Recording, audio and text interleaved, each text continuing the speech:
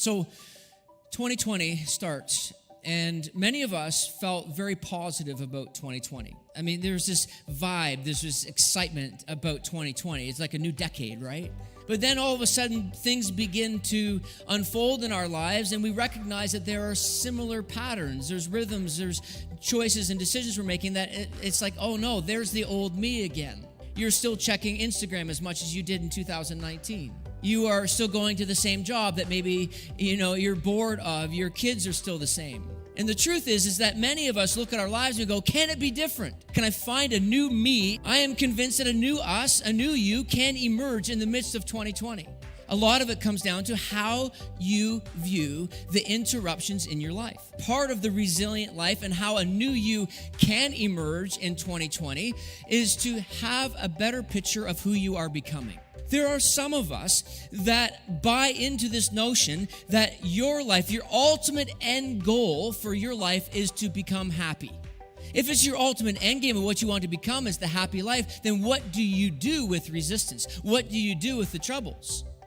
But what if you had a different picture? What if there was something different that you were shooting for in your life? What if there was a different target of what you were to become? What if it's more loving? What if it's more compassionate? What if it's more forgiving?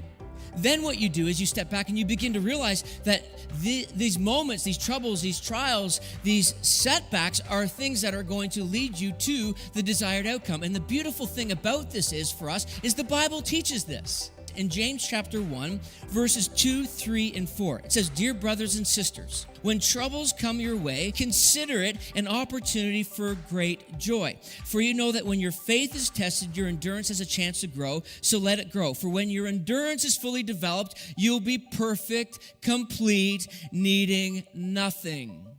James says that troubles will come. Life is tough. Stuff happens. He says, consider. It's an important word when trials and troubles come our way. When we consider something, we're engaging what? Our minds. How do we typically face the trials and troubles in our lives? Emotionally, often, isn't it?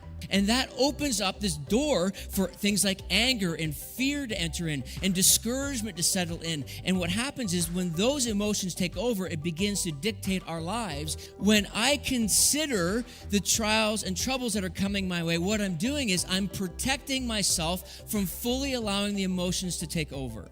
There is the potential of great joy to be experienced internally from the work of God in you through this particular trial, struggle, or difficulty. Joy is a state of being which can direct our lives as we approach these things. You have to train yourself to find a way to look just beyond that thing. You don't know exactly what the outcome is going to be, but you can see it as an opportunity of great joy to be developed in you. That is the transformational work of the Spirit of God in the midst of the trouble that you're facing.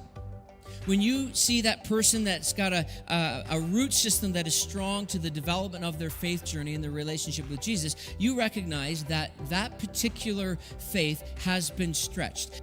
Jesus demonstrated this for us in the trials and the struggles of his own life. He has walked the path for us to show us the strength that is available to us in the midst of this struggle that we face. Faith is this thing that's dynamic, that's growing, that's developing. See, we look at these moments and we get perspective on them. We begin to realize that if I am going to become strong in my faith, if I'm going to be resilient in my faith, then I must have a perspective on what is happening in this moment that allows me to pass through it. Resilience is the pathway to what? Maturity. Resilience is the pathway to this place of perfection and completion and needing nothing. And just so we're clear, that word perfection doesn't mean perfect in the sense of being sinless. It talks about this idea of full devotion in the maturity of a follower of Jesus. So I ask you this question: who are you becoming?